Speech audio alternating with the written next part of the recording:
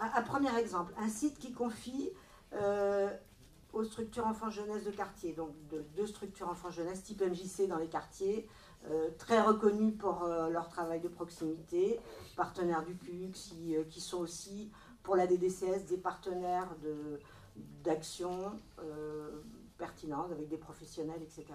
Donc le PRE, bien sûr en lien avec le coordinateur, confie à ces deux sites le recrutement des référents de parcours.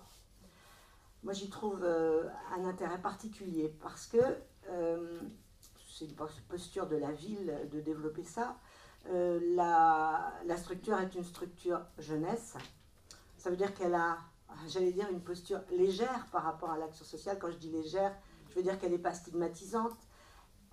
C'est une structure qui a pu à un moment ou à un autre, parce que c'est souvent, on s'en rend compte maintenant qu'on commence à parler de décrochage scolaire, que ce sont souvent ces structures-là qui sont encore en contact avec un certain nombre de jeunes dans la nature, même si c'est un âge qui dépasse un peu le programme PRE. Donc il y a un moment où il y a un contact, un lien de confiance qui a pu se faire avec ces familles et surtout avec ces jeunes. Ce sont des structures qui ont développé, alors peut-être sur des projets collectifs, sur des projets culturels, sportifs, des liens avec les partenaires des quartiers. Et pour nous, les centres sociaux sont des partenaires tout à fait efficaces dans ce sens-là, mais les travailleurs sociaux de la CSD, etc. Donc, le référent profite de tout cet aspect-là, toutes ces qualités de ces lieux-là.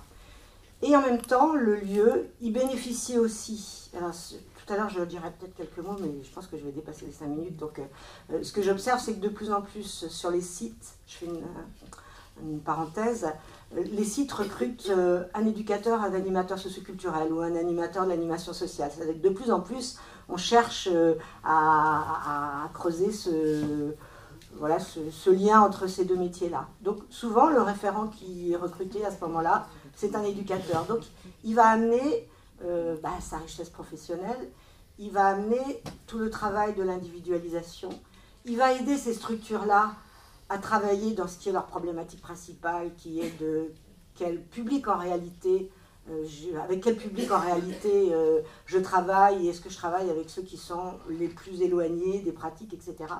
Donc il y a une vraie, j'allais dire, alchimie qui se crée sur ce qui se joue dans les structures. Et je pense que ça profite pleinement à l'accompagnement des familles et des enfants, bien sûr, et des jeunes, et au fait que les parcours peuvent se faire. Parce qu'il y a cette relation hors institution sociale qui se crée à ce moment-là.